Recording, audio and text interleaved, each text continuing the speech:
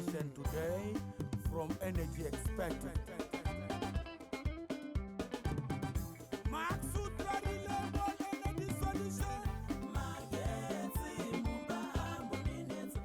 Okay, welcome to this episode of our video series that we are going to be giving you. Today we are going to be talking about a charge controller. What is it? Do we really need it? And if we need it, what type and for what system? Right, a charge controller is a component of a solar system, especially an off-grid solar system that has got a battery, right? The moment you've got a battery, then you need some kind of charge controlling into that battery, right? This is exactly where a charge controller comes into play. We need a charge controller to regulate the charging of the battery, right? How does it work? Imagine a scenario where a battery is fully empty, nothing inside. And then you've got this array of solar panels that is big enough to make this battery full within a short space of time, right? The charge controller allows the battery to be charged. Initially, if it is empty, it allows everything just get inside, 20 amps through.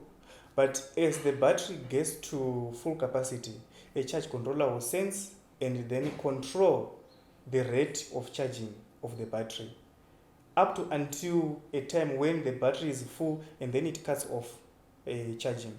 This is done to save the battery from overcharging, right? That's one function of the charge controller. The other function, just imagine, is during the day, the voltage that is coming from the array is bigger than what is on the battery. So naturally, current would flow from the solar panels to the battery. But now imagine a scenario where it's at night. What do you think would happen if it is at night? There is a tendency that then the battery would try to force the current to flow backwards to the array. But a charge controller then stops that. It does not then allow backflow of power from the battery to the solar panels, right? There are two main types of charge controllers that are of interest today, that are available on the market today. We've got a PWM, pulse width modulation type charge controller, and then we've got an MPPT charge controller, which is maximum power point tracker, right? The difference in these two charge controllers is in terms of economical cost.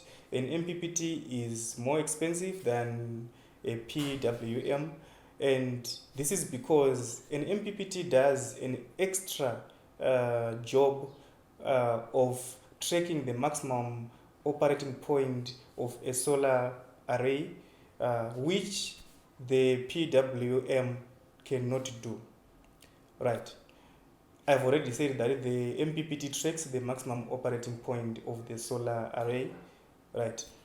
So ideally, it would be of advantageous to use an MPPT, but there's also a cost component that we really need to look into.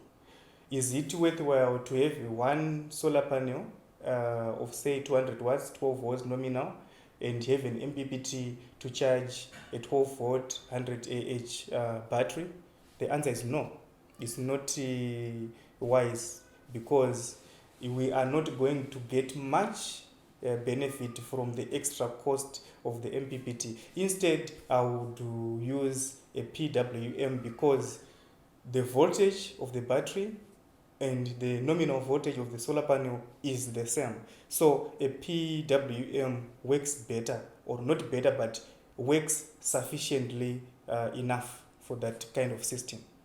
But here is a system where there is a mismatch between the battery voltage and the nominal solar panel voltage. For example, if you've got a 12 volt battery and a solar panel that has got a nominal voltage of 24 or 36.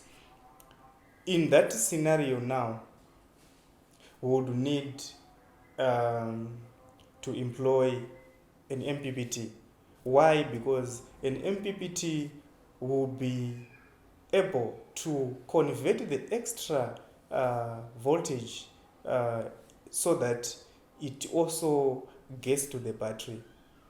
What it does, it reduces the voltage. As the voltage reduces, the current increases. In other words, for an MPPT, power in from the panels is equals to power out into the battery.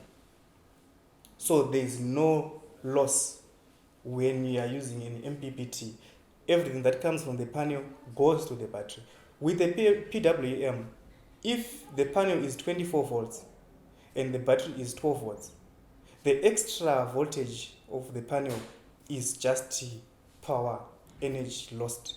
It's not going to do anything. It's just going to reduce the nominal voltage of that solar panel to match the voltage of the battery. That's all, right? So in terms of choosing what type of controller, MPPT or PWM, it's based on the system voltages, where the nominal voltage of the panel is equal to the nominal voltage of the battery, then I would use a PWM. But where the nominal voltage of the panel is higher than the nominal voltage of the battery, then I would employ an MPPT, right? And also, obviously, for bigger systems, I would recommend the use of an MPPT. With this on charge controllers, I would end here for today, and please don't forget to subscribe to our channel so that you get all updates on energy systems, solar energy systems, the moment we post. Otherwise, thank you for watching.